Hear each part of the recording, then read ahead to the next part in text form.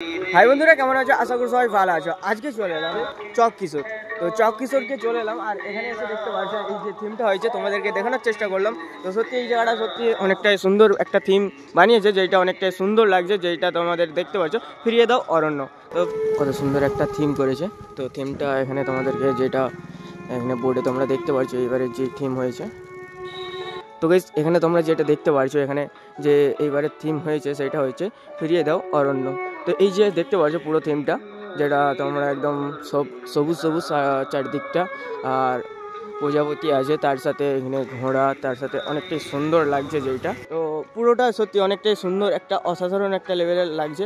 আর এইটা তোমাদের এই ধারে যেটা তোমরা পাঁচবেড়িয়া, আর ওইদিকে যেটা সোনাখালি আছে, সোনাখালির মিডিলে যেটা পড়বে এইটা চক কিশোর, যদি এইটা দেখতে পাচ্ছ।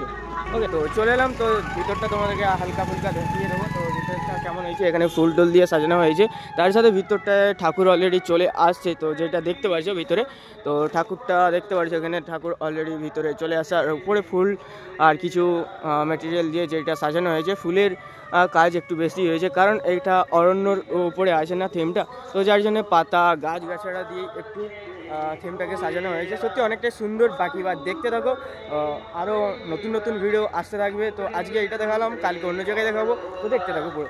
আর চলো, কে কোথা থেকে দেখছো অবশ্যই কমেন্ট করে জানাবে, আর এখান থেকে কে কে দেখছো সেইটাও তোমরা কমেন্ট করে জানাবে। বাকি বার চলো, আশা করি তোমাদেরকে ভালো লাগলো এই থিমটা, যেটা তোমাদের ফিরিয়ে দাও অরণ্য।